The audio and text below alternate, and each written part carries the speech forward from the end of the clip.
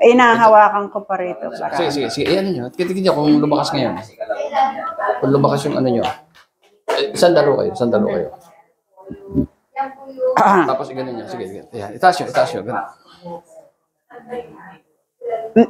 Okay lang, naigaganyan ko siya. Pero hindi masyadong may angat, masakit na. Masakit na, kumbaga.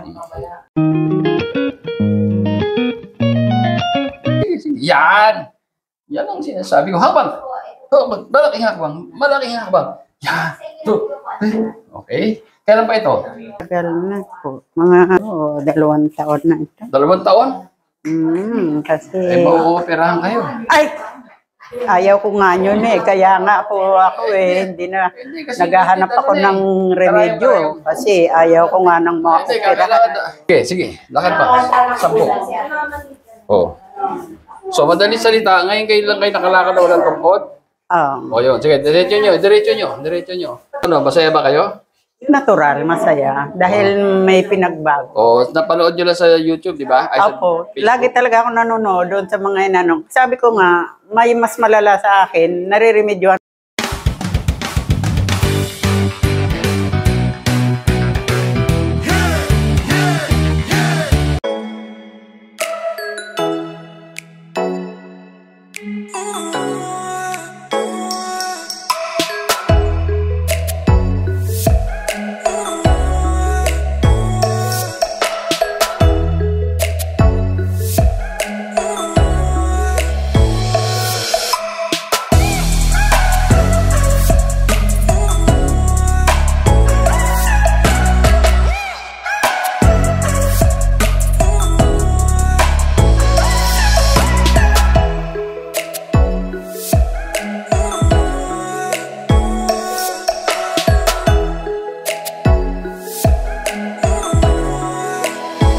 Sipon pa lang, spray nyo. Sino sinisipon dito? Sprayin mo siya, ha? Spray kayo. Tingnan. Meron na po. Nag-spray kayo? Nakabili na po ako. Kailan pa? Nakalinggo. Nakakatulong? Emergency po. Kasi nahirapan ako huminga. Ayun, okay na po. Nakatulong ba yung spray? Opo. Okay nga magsabi. Ito, sige sa... Ano sabi niyo? Nagtumawag po ako dito kasi nahirapan akong huminga. Ubo ako ng ubo. Ang daming antibiotic, ang dami kong gamot. Then nakiusap ako dun sa call center nyo. Sabi ko, i-priority mo ako sa lala mo. Emergency. Dinalhan ako 2 tsaka isang magnet. Ito nandito. Ngayon wala na po. Sawa na yun. Ito ba yan? Opo, ito. Dala-dala ko lagi po. Ayun ha. Huwag yun nga ha. Ubus na nga po. Kaya bibili ako ulit. Ayan ha. Ito po. Lagi kong dala-dala to. Tandaan nyo. Pati apo ko nagaganito. Very good ha. Ang dami kaming naano yan ha. Natulungan Maganda po niyan, promise.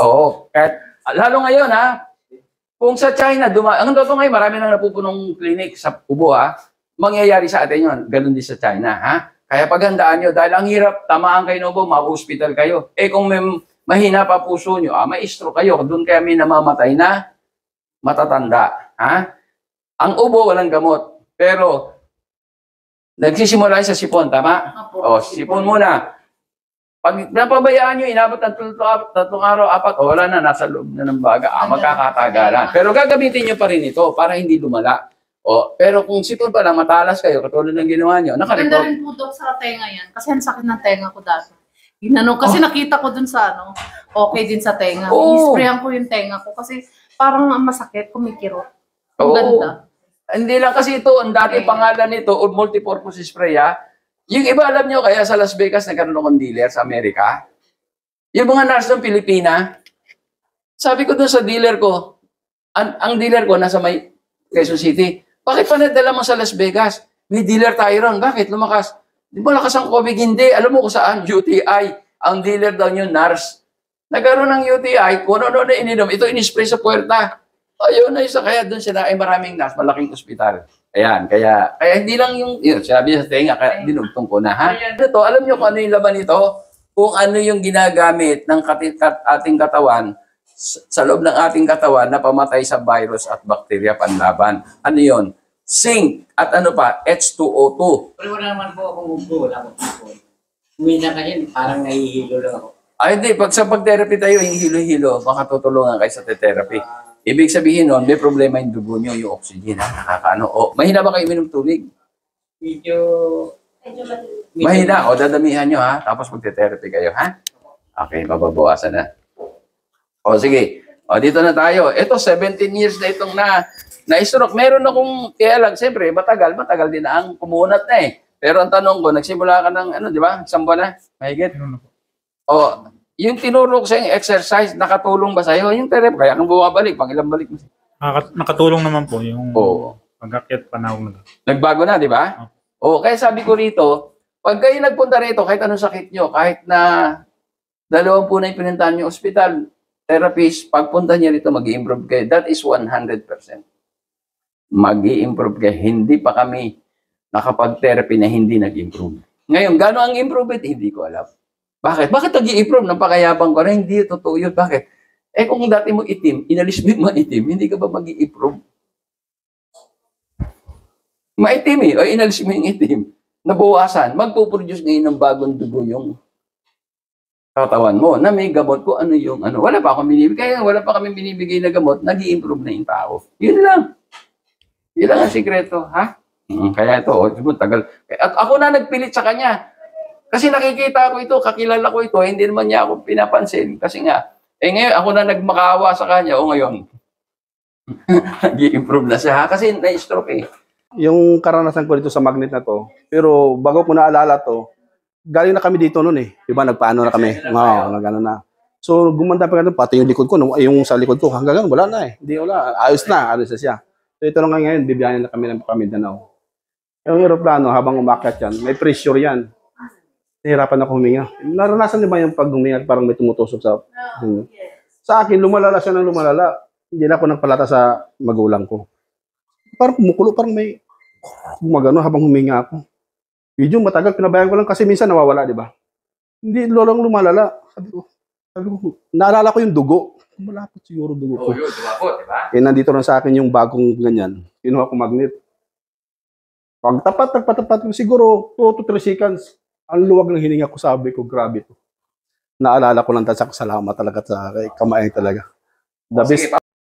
Dito tayo dun sa may kinalaman ito sa number 2, ano? Yung kaninang slide na pinakita namin sa inyo na yung sa dugo, yun ang pinag-usayan. Kapag acidic ang ating katawan, ibig sabihin kulang sa oxygen, napaplat ang tao. Kung titingnan niyo yung first picture nito, alkaline yan. Yung sakong ang titingnan niyo, yung pitsol, yung sakong tingnan pantay. Pero doon sa acidic, nakita niyo, umaano sa taas kapag nilagyan ng magnet. Diba? Kanina sabi ko, gagamitan natin ng magnet. Ito, calibrated magnet ito, ha. Huwag kayong basta gagamit ng magnet. Dahil ang magnet, nakakabuti, nakakasama. Tandaan nyo, ang dugo natin ay bakal.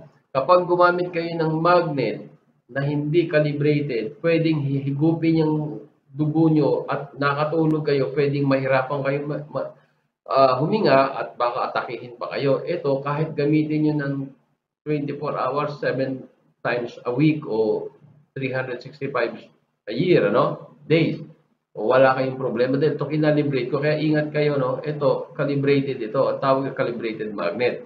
Pag ito acidic kayo, inilagay nyo sa katawan nyo rin, nilagay mo rito, alkaline ka, hindi liliit yung sakong mo, di ba? Pero pag nilipat mo rito at nilagay mo acidic ito, lalo masakit ang ulo, makita nyo, magbabago. Kung titingnan nyo yung first picture, alkaline yan. Yung second, acidic, medyo tumataas na. Pero yung kondisyon, ang kadalasan, wala pang sakit dyan. Acidic lang. Tandaan nyo, ang tao, 3 taon bago magkasakit, acidic ang 3 taon, more or less, ha? Depende sa katawan ng tao. Pero pag yan na inabot na ng 3 taon na acidic, dumami na ang bakterya. O, di pwedeng high blood ka, hypertension, diabetes, kung ano-ano pa. O baka may tumor ka. O, kaya iingatan natin. Kaya itong magnet ito, malaking bagay ito pag marunong kayong gumamit. Dahil ito, kayo na mismo magiging doktor sa sarili, kayo mag-i-scan kung may problema sa katawan nyo. Dahil pag ito inalagay nyo kung saan ang acidic ng katawan nyo, ay madidetect, iikli kayo. Kung hindi naman kayo umikli, pantay ang sakong nyo, alkaline yun. O anong gagawin nyo? Pag nakita nyo acidic, nilagay mo dito acidic, Mag-i-spray lang ito sa ulo. Mamaya, pakikita yung spray to, itong ano to. O, yung isa naman, nakita nyo, yung second picture, acidic, medyo miikli na yung ano, maatras na yung sakong niya. O, wala pang sakit yan. Pero pag kami sakit na, katulad ito, may cancer itong paa na to, makita nyo, number third picture, o. O, ayun, makita nyo. Ganun ang ano. Makikita nyo sa mga susunod na slide. Ni-orient ko lang kayo para aware kayo na ganun ang ano. Kasi kayong gusto ko, kayong gagamit ng produkto ko, kayo mismo maging doktor sa sarili nyo, huwag kayong aasa sa akin dahil malayo tayo bago tayo magkita, di ba? Ano yung mukha niya, ha? O, yan yung ano, may cervical cancer. Ano pangalan mo? Almira Castro. Almira Castro. O, sige, tingnan natin, ha? Ando na yung ano, ha? O, tingnan natin. Ang tao umuurong kapag may sakit, lalo may cancer. Tingnan niyo yung paa. Di ba? Ito, pumasok ito, hinatak ito. Makita nyo? O. Okay, ang gagawin natin, spray natin. Kunin mo yung spray. Spray sa ulo, ha? Alisin mo na yung magnet. Okay. Tingnan natin, ha? Kung magre-response yan, ha? Pero pagka nagaganyan ako, umuokay ang pakiramdam ko. Kaya may ganito kasi. Importante yan, oo. Yan, sige. Okay.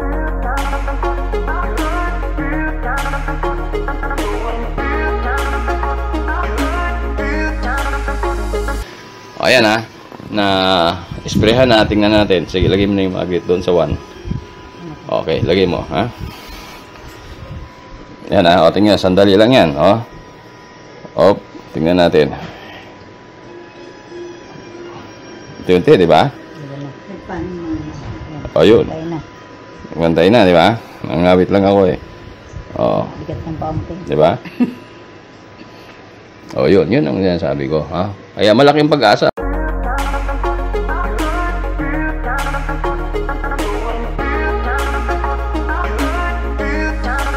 Napansin natin na maikli doon sa area na yon, so acidic yon, lumapot ang dugo doon, maraming bacteria doon, walang oxygen doon, no? Doon tayong sariling doktora, kaya yung iba, lahat naman tayo may cancer, ang totoo eh, kaya lang maliit lang yung iba, katulad ko, wala naman akong tumor, o di maliit pa, kasi nga yung doktor natin gumagana. Ang ginagawa niyan, anytime na nagdidikit-dikit, nag-acidic, malakas ang doktor ko, iwa-hiwalay niya para dumalo yung dugo, nutrients, oxygen, matanggal yung basura. Ngayon, ang bakterya sa atin, pag yan acidic, maraming bakterya, lumalaki yan, kaya lumalaki yung worker yan, parang construction na dumadami ang bakterya, lumalaki ang construction, yung building, ganon din sa katawan natin. Dahil ang bakterya sa atin, bad bacteria anaerobic, kinakain yan acidic. Kung acidic, dadami nga sila. Ngayon, nakalas-kalas natin, na-deliver yung oxygen, ayaw ng bad bacteria, yung oxygen, yung anaerobic. O ano mangyayari? Ihinto ang paglaki, maaaring huminto o lumaki man dahan-dahan dahil may bakterya pa doon sa loob, may pagkain pa sila. Yung alkaline o yung oxygen, hindi nila pagkain yan, aalis sila yan. So, nakuha nyo na. O, yun ang importante. Ha? Tandaan nyo, ang tao, bago magkasakit, ay mga more or less, sa estimate, mga 3 taon by acidic, high blood, diabetes, etc. Ha? Okay. O, pag-uusapan naman natin tungkol sa cellphone, yung radiation nito. Alam lahat ng tao na ang cellphone, masama ang radiation nito. Ang totoo nga nito, sa lalaki, pagka inilagay mo sa tabi sa bulsa mo yan, base sa maraming pagsisiyasat ng mga eksperto yan, nababawasan ng sperm count o nanghihina. Talagang nakaka-apekto. Marami ng mga bata, nagsisisure, etc.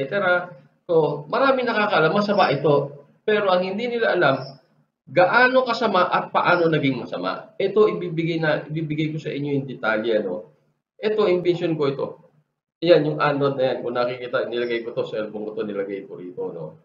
Tingnan nyo.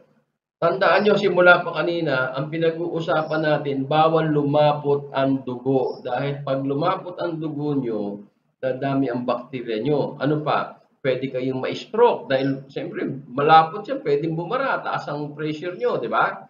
So, itong radiation ng cellphone, pag ginamit nyo rito yan, pag wala kayong anti-cell radiation, itong ANRAD na invention ko, ay lumalapot ang dugo nyo. Mamaya ipakikita namin sa inyo. At tandaan nyo rin ha, Maraming nagbebenta, 25 brands sa buong mundo ang binilang ko dahil galing ako sa Europe, galing Amerika, galing ako China, galing akong Asia, mga 25 brands. Lahat yung pag ginamit mo, umiikli ka o lumalapot ang dugo mo, meron silang pinakikita. Ayon tester, wala yun. Huwag kayong maniwala ron na scam yun. Ang tao, bago magkasakit, iikli muna kayo, mawawalan kayo ng oxygen. Tandaan nyo, hindi namamatay sa kahit anong sakit ang tao.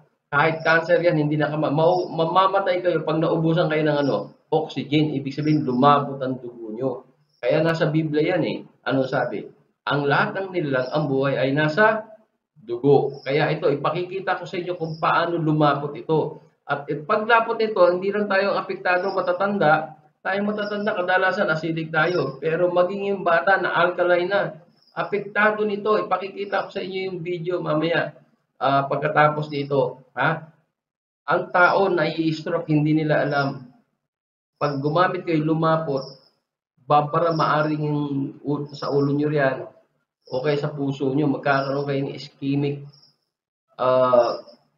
stroke. Okay, ischemic heart attack, babara yan hanggang sa pumutok yung ugat nyo, magiging hemorrhagic stroke na yan, o hemorrhagic heart attack na yan. Sige tandaan nyo ito, nagpapalapot ng dugo ito. Ano ang mangyayari para natin masabi lumalapot? Iikli kayo. Pantay, di ba? Tingnan mo to, pantay. Tingnan mo muna. Pantay. Di ba? Pantay. Lagay mo yung cellphone. Ayun. Tawag ka na. Tira mo si cellphone. Ano nangyari? Ang bilis naman! Nakayari ka! Masano ka! Sobra to. Sobra ka! Lagay mo yung sticker. Lagay mo yung sticker. Lagay mo yung sticker. Ayan, may sticker na. Ang ba? Tingnan mo. Ang bilis. Pumapantay, di ba? Mas adik ka sa cellphone kaysa sa akin. Sige. Ipakita mo paano pagtanggal. Tingnan mo sa kanya. Tanggalin. Tanggalin. Sige, tanggalin mo yung sticker. Yan. Tinanggal na. Tingnan mo. Wow, lagay mo ulit. Lagay mo. Pakita mo sa kanya habang nilalagay. Asama yun. Tingnan mo kung yung tuwang yan, ha? Di ba? Sige. Tingnan mo. Sige. Dali. Magpapantay na, Ayan na. Yung patay na. Tanggalin mo ulit. Isa pa. Tanggalin. Isa na lang. Lagay mo ulit. Nakita mo, di ba? Yun. Lagay na ulit, ha? Yari ka, mas adik ka sa cellphone. Nakita mo? Masyado kang allergic. Hindi, pareho kayo. Hindi, ako mabagal siya, mabilis. Siya, lumapot yung dugo niya sa ulo, matanda yun. Kadalasan, matanda. Acidic yan eh. Pero yung bata, hindi. Natural alkaline yan. Hanggang 18 years old yan, 15 years old. Basta tama lang yung pagkain. Malusog yung bata. Pero tingnan mo, kung paano siya maapektuhan. Alam niyo ba na ang bata, pagka nag-aaral, kailangan ng maraming oxygen yan. Pag gumamit yan, makita nyo, tingnan nyo, bumabagal ang pagkatuto ng na ihirapan matuto ang bata dahil nga kulang sa oxygen dahil gumamit ng cellphone. Bago pumasok sa eskwela, gamit ng cellphone. O nasa eskwelahan, gamit ng cellphone. O magre-review, ganun din. Sayang, mamaya ipakikita ko sa inyo kung ano ang yan, susunod na video na ito. Naman, di ba? Pantay siya, di ba? Pantay, di ba? Gamitin mo. Ito. Ayan. Okay, gamitin mo. Lagay sa tenga. Kunyari nakipag-usap ka. Lagay mo lang sa tenga. Lagay mo kunyari nakipag-usap ka. Lagay sa tenga. Tingnan nyo, ha? Ano nangyari? Relax. Nakita nyo, di ba? Lumiit, Tanggalin mo. Nakita nyo, lumiit, di ba? Tanggalin mo. Bitawan mo dito. Bitawan mo. Pumantay, di ba? Opo. Gamitin lang. Hawakan mo. Yan. Sige. Kunyari, usap. Yan, ha? Tingnan mo. Wala, di ba? Wala. Ilang mga natatanging Pinoy sa bansa ginawaran ng pagkilala sa katatapos lang na Bravo Philippine Awards na ginanap sa Manila Hotel. Basta binigyang pagkilala yung Pinoy inventor na si Ismael Aviso Sr. bilang Inventor of the Year at kanyang anak na young entrepreneur na ginawaran ng Excellence in Business. First of all, I'm very thankful na binigyan tayo ng pagkakataon ni Bravo Filipino na maging part of awardee of this year to be Excellence in Business. So I'm very happy na nakasali yung business namin dito. Nagpapasalamat ako maraming. Una sa Diyos, siyempre. Pangalawa, sa mga organizer nito, nakilala nila yan. Lalo-lalo na sa panahon ng pandemic.